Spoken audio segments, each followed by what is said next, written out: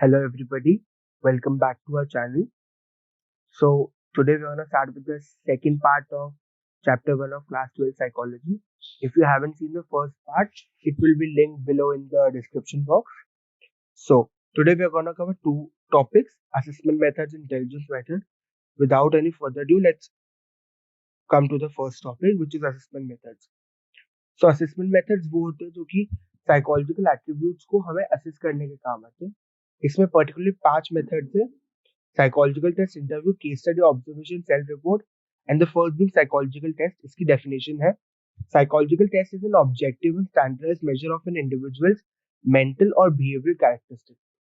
Psychological test वो होते हैं जो कि एक इंडिविजुअल के मेंटल और बिहेवियर कैरेक्टरिस्टिक्स को मेजर करते हैं यूजिंग स्टैंडर्डाइज मेथड्स. तो इसमें बेसिकली साइकोलॉजिकल एट्रीब्यूट जो कि हमने पिछले टॉपिक में कवर करा था वो हम लोग पढ़ते हैं. इसमें इंटेलिजेंस आता है, एप्टीट्यूड आता है. ये जो साइकोलॉजिकल टेस्टिंग है, clinical diagnosis, guidance, personal interview सबके लिए यूज होता है. The next definition here is of interview. Interview involve seeking information from a person one on one basis. इधर की टर्म है वन टू वन बेसिस, मतलब एक पर्टिकुलर एक साइकोलॉजिस्ट है और एक पर्सन है, वो दोनों बात कर रहे हैं, साइकोलॉजिस्ट रिकॉर्ड कर रहा है इन्फॉर्मेशन, उससे क्वेश्चन पूछ पूछ के. This is interview. इंटरव्यू सिर्फ साइकोलॉजी में यूज नहीं, तो हमें पता है हम जब किसी नए स्कूल में जाते हैं तब उधर भी हमारा इंटरव्यू होता है, जॉब इंटरव्यू भी होता है. So I guess it's very clear. इसका नीचे से यूज लिख रखा है जो कि जनरलिस्ट का, एम्प्लॉयर का, जो मैं ऑलरेडी एक्सप्लेन कर चुका हूँ. The third definition is of case study. Case study is an in depth study of an individual in terms of her और his psychological attributes, psychological history in context of her और his psycho social और physical environment. Case study में basically क्या होता है, एक psychologist एक particular person को, एक पर्टिकुलर इंडिविजुअल को स्टडी करता है, उसके साइकोलॉजी, उसके साइको सोशल और फिजिकल एनवायरनमेंट पे, उसके साइकोलॉजिकल एस्पेक्ट्स पे क्या फर्क पड़ता है, ये सब पढ़ता है. ये सब केस स्टडी में इंक्लूड होता है, पर एक सर्टेन इंडिविजुअल के लिए होता है. So I guess it's very clear. Case study में बहुत सारे मेथड यूज होते हैं, जिसमें ऑब्जर्वेशन भी होता है, इंटरव्यू भी होता है, क्वेश्चन है, साइकोलॉजिकल टेस्ट. मैं केस स्टडी में वेरियस मेथड्स भी यूज होते हैं. I guess it's clear. Now the fourth definition here being of observation. Observation involves employing systematic, organized and objective procedures to record behavioral phenomena occurring naturally in real time. इसको एक example से explain करता हूँ. For suppose एक जगह पे cell लगी है और हमें समझना है कि लोग उस सेल पे कैसे रिएक्ट करेंगे, तो हम उन लोगों को ऑब्जर्व करेंगे. ऑब्जर्व का मतलब तो आई गेस सबको पता होगा. तो हम उनको ऑब्जर्व करेंगे, तो ये जो ऑब्जर्वेशन है ना, वो कैसे रिएक्ट करते हैं पर्टिकुलर गिवन सिचुएशन पे in natural surrounding, this is called observation. इसकी डेफिनेशन भी इतनी डिफिकल्ट नहीं है. I guess it's very clear. Now fifth here being self report. Self report is a method in which a person provides factual information about herself or himself or opinions or beliefs that he she holds. Basically इसको भी example समझाता हूँ. मैं कहीं पे गया और मैंने मेरी सारी बताई कि मेरे को इसके बारे में ऐसा लगता है, मेरे पॉलिटिकल व्यूज है, मेरे इसके बारे में ऐसा लगता है. इट्स बेसिकली आप अपने ओपिनियंस बता रहे हो, मुझे ऐसा लगता है, बिलीव्स बता रहे हो. अब मेरी बर्थ हिस्ट्री क्या है, मेरे साथ कोई ट्रॉमा रहा है, मेरे पेरेंट्स के साथ कोई गलत रिलेशनशिप रहा है मेरा, तो ये सब पर्टिकुलर आप बता रहे हो जने को, आप खुद बता रहे हो, आप सेल्फ रिपोर्ट कर रहे हो खुद को. This is self report. I guess it's very clear. इसमें भी various methods like schedule, questionnaire, psychological test, personal diary, ये सब यूज होते हैं. अब personal diary is a very good example if you want to write it in your exam paper. So it's a nice example. Now let's come to the second topic which is intelligence. First of all, intelligence सारे human beings में होता है, कि कुछ में कम होता है, कुछ में ज्यादा होता है, पर वेरियस सब ह्यूमन बीइंग्स में होता है और वेरी करता है from human being to human being. Now इधर एक बहुत इंपॉर्टेंट चीज है जो कि फर्स्ट लाइन में दे रखी है सेकंड पैराग्राफ की. I just underline it for you once. So yeah, psychological notion of intelligence is very different from the common sensical notion. इसका मतलब क्या है, जो साइकोलॉजी हम जैसे साइकोलॉजी में इंटेलिजेंस को समझते हैं, हम कॉमन सेंसिकल नोशन में इंटेलिजेंस को, दैट इज टोटल कॉमन, हम कॉमन इंटेलिजेंस को क्या समझते हैं, जो पढ़ाई में अच्छा तो इज वेरी इंटेलिजेंट, पर साइकोलॉजी में इंटेलिजेंस का जो मतलब है वो बहुत डिफरेंट है। इसलिए इधर इधर नीचे 3 साइंटिस्ट की और ऊपर ऑक्सफोर्ड की दे रखी है। सो ऑक्सफोर्ड की डेफिनेशन के हिसाब से perceiving, learning, understanding and knowing, the power of perceiving, learning, understanding, knowing. इधर एक आपको एक्रोनियम दे दूं मैं, विच इज पल्क, TULK। इससे आपको याद रहेगा तो you can write it down. It's perceiving, learning, knowing, understanding, मतलब पर्टिकुलर किसी चीज को परसीव करना, उसको लर्न करना, उसको समझना, which is knowing, which is understanding, and उसके बारे में जानना, which is knowing. I guess it's very clear. Second being of Alfred Binet. Who was Alfred Binet? He was the father of psychology, as well as he was the father of intelligence. Sorry, as well as he was the first person to research about intelligence. So his definition is the ability to judge well, understand well, and reason well. जज करना किसी particular चीज को, understand करना उसको, और उसके particular reason provide करना उस इवेंट या उस चीज के लिए। तो इसके लिए भी एक एक्रोनियम है, JUR, जर।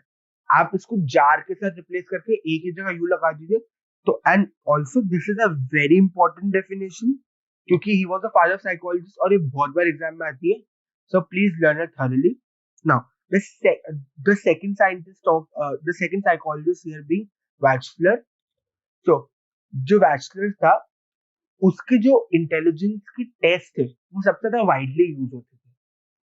तो ये इंपॉर्टेंट इतना नहीं है, फिर भी you should at least know this. Now उसने ही define intelligence as the global and aggregate capacity of an individual to think rationally, act purposefully, and deal effectively with her or his environment. Rationally उसको think करना चाहिए, जो particular situation पे purpose है उसके हिसाब से उसको एक्ट करना चाहिए, और उसको इफेक्टिवली डील करना चाहिए उस सिचुएशन के साथ। या सिचुएशन, एनवायरनमेंट का मतलब हमारे जो भी अराउंड चीजें हो रही है, तो इट्स पर्टिकुलर सिचुएशन, और साइकोलॉजी में उसको एनवायरनमेंट बोलते हैं, right? I guess very clear. The third being Gardner and Sternberg, they two are separate psychologist, पर इनने साथ में रिसर्च करी थी, तो इनने डेफिनेशन भी एक निकाली थी। So, Gardner and Steinberg have suggested that intelligent individual not only adapts to the environment, but also actively modifies and shapes it. इनका कहने का मतलब है, क्योंकि हमारे environment या situation से हम उनको सिर्फ adapt नहीं करते, पर हम उनको हमारे need के साथ change भी करते हैं और modify करते हैं। तो I guess, so the next topic is theories of intelligence. Before studying various theories of intelligence, there are two basic approaches to intelligence, जो कि है psychometric approach and information processing approach. इस बुक में थोड़ा सा अनक्लियर है कि कौन सा साइकोमेट्रिक अप्रोच का पार्ट है, कौन सा इंफॉर्मेशन प्रोसेसिंग अप्रोच का पार्ट है, तो इसलिए साइकोमेट्रिक अप्रोच के पार्ट को अंडरलाइन कर दिया है, वेयरएज इंफॉर्मेशन प्रोसेसिंग अप्रोच के पार्ट को हाईलाइट कर दिया है। So let's start. The first being psychometric approach. Psychometric approach considers intelligence as an aggregate of abilities. It expresses the individual's performance in terms of single index of cognitive abilities. I guess it's very clear कि intelligence को aggregate of abilities को intelligence को aggregate of abilities माना है और उसको express करा है in terms of single cognitive index of abilities. So I guess it's very clear. जो कि साइकोमेट्रिक अप्रोच है वो स्ट्रक्चर ऑफ इंटेलिजेंस देखता है और उसका अंडरलाइन डायमेंशन देखता है। ये क्लियर लग रहा है, क्योंकि डिफरेंस में आप पॉइंट्स में लिख सकते हो। नाउ द सेकंड अप्रोच भी information processing approach. Information processing approach describes the processes people use in intellectual reasoning and problem solving, जो कि लोग वेरियस प्रोसेसेस यूज करते हैं इंटेलेक्चुअल रीजनिंग प्रॉब्लम सॉल्विंग में, वो इंफॉर्मेशन प्रोसेसिंग अप्रोच में पढ़ा जाता है। इसमें बेसिकली हम लोग ये देखते हैं कि how a intelligent person acts और कौन से फैक्टर्स हैं इंटेलिजेंट बिहेवियर को जो अंडरलाइन करते हैं। अभी आपको डिफरेंस एक स्टिकी नोट में आ जाएगा, आप उसको राइट कर लीजिएगा, because it can be very handy when you are revising और reading it. Now the first theory here being of Alfred Binet, who was the father of intelligence, उनने उनकी थ्योरी का नाम था यूनी मींस वन, दैट्स उसको one factor theory भी बोलते हैं। सो उनका कहना ये था कि there is only one single set और a single ability through which we do intellectual reasoning as well as we solve the problem. जितने भी इंटेलिजेंट पर्सन है उन सब में ये एक फैक्टर या एक सेट ऑफ एबिलिटीज रहेगा। इसको बहुत ज्यादा क्रिटिसाइज करा गया था। इसके ही अगेंस्ट में चार्ल्स पेयरमैन ने टू फैक्टर थ्योरी निकाली थी। उनका कहना ये था कि there are two factors, the G factor and the S factor. G factor क्या होता है? General factor. जनरल नाम से पता चला इट्स प्रेजेंट इन एवरीबॉडी। एक एग्जांपल लेते हैं, suppose there are musicians, every musician has one thing in common that they have a sense of rhythm, very clear। अब उनका एस फैक्टर क्या होगा? एस मतलब स्पेसिफिक फैक्टर। स्पेसिफिक मतलब हर एक एक जने में अलग अलग। अब स्पेसिफिक क्या होगा? someone suppose if someone is very good in rhythm, he can also play acoustic and is very good in vocal, तो उसका acoustic and vocal part is the S factor। Specific factor नहीं बोलते था, x factor.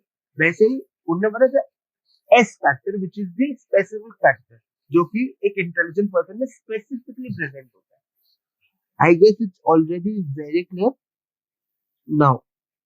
The third theory here being of Louis Thurstone, उनकी theory का नाम था the theory of primary mental ability. उन्होंने बोला था कि देयर आर 7 प्राइमरी एबिलिटीज जो कि सारे इंटेलिजेंट पर्सन में प्रेजेंट होती है। उनका था वर्बल कॉम्प्रिहेंशन, जिसका वर्बल कॉम्प्रिहेंशन मतलब होता है कि आप वर्ड्स, कॉन्सेप्ट, आइडियाज को अच्छे से समझ लेते हो। न्यूमेरिकल एबिलिटी मतलब आप की स्पीड और न्यूमेरिकल के कॉम्पोजिशंस को आप ढंग से, स्पेशल रिलेशन कि जब कोई डिफरेंट डिफरेंट पैटर्न्स को आप अपने दिमाग में चेंज फॉर्म कर सकते हो। परसेप्चुअल, आप चीजों को जल्दी जल्दी परसीव कर लेते हो। वर्ड फ्लुएंसी, आपकी वोकैबुलरी अच्छी है, आप वर्ड्स को फ्लुएंटली एंड फ्लेक्सिबली यूज कर लेते हो। मेमोरी, आपके पास एक्यूरेसी है कि आप किसी भी चीज को फटाफट लर्न करके उसको लॉन्ग टाइम तक ग्रास्प रख सकते हो। इंडक्टिव रीजनिंग, जनरल रूल आपने 11 में पढ़ा होगा, इज इंडक्टिव रीजनिंग। स्टिल अगर आपको डाउट है, you can comment it down, will explain it to you. So inductive reasoning में जनरल रूल्स फैक्ट से अपने को ड्राइव करते होते हैं, ठीक है। सो इसके लिए आप एक यूज कर सकते हैं acromion, which is not basically acronym but still you can IP, which is information practices, वो IP, MS, Microsoft Word, WN, why not? IP में Microsoft Word, why not? आप यूज कर सकते हैं। I have used it and it worked for me. So the next theory here is of Arthur Jensen। Arthur Jensen ने model propose करा, तो उस model का नाम था Arthur model of hierarchical intelligence. इसमें उन्होंने 2 लेवल करते हैं, लेवल 1 एंड लेवल 2। लेवल 1 में क्या होता है? Associative learning. एसोसिएटिव लर्निंग में क्या होता है? जो इनपुट इक्वल्स टू आउटपुट, रट्टा मारना जिसको बोलते हैं। आपने जो समझा वही आपने लिख दिया, समझा मतलब आपने जो लर्न किया वो लिख दिया एज इट इज, तो इनपुट एंड आउटपुट इक्वल है। लेवल 2 में क्या? Level 2 is cognitive competence. इसमें higher order learning skills use होती है। बेसिकली मैथ जो आपने समझा उसको आपने प्रोसेस कर दिमाग में, फिर आपने आउटपुट करना, तो इसमें input is not equal to output.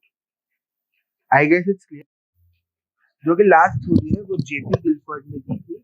उनकी थ्योरी का नाम था स्ट्रक्चर ऑफ इंटेलेक्ट मॉडल। उनने बेसिकली 3 इंटेलेक्चुअल ट्रेट दिए थे, 3 डायमेंशन दिए थे। उन 3 का नाम था ऑपरेशन, कंटेंट एंड प्रोडक्ट। सबसे पहले हम लोग कंटेंट समझेंगे।